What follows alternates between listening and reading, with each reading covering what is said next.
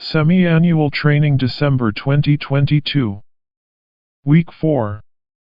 Day 1. Outline. Roman number 1. In the rebuilding of the recovered temple as the house of God, both Joshua, representing the priesthood, and Zerubbabel, representing the kingship, became somewhat weak and discouraged. Therefore, God used the prophets Haggai and Zechariah to speak for him in order to strengthen, assist, and encourage Joshua and Zerubbabel.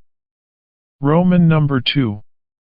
The central thought of Haggai's prophecy is that the building of the house of God, the temple of God, is related to the welfare of God's people today and to the coming of the millennial kingdom with its Messiah in the age of restoration. Capital A. In the Old Testament, the house of Jehovah, or the temple, was first a type of Christ as the house of God individually, and then a type of the church, the body, the enlarged Christ, as God's house corporately. Capital B.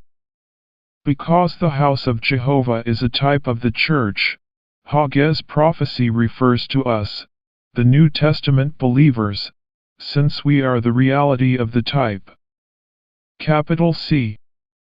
Haggai speaking to Zerubbabel the governor and Joshua the high priest was to strengthen and encourage them and the people for the rebuilding of the temple as God's house. Capital D. The self-serving and God-neglecting returned captives were taking care of their houses but not Jehovah's house. The word run in verse 9 indicates that the people were busy caring for their own houses. Capital E.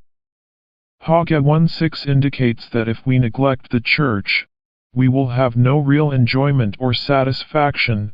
Regarding the recovery of the building of God's house, we cannot be neutral, we must be absolute, either taking care of our houses first or taking care of the Lord's house first.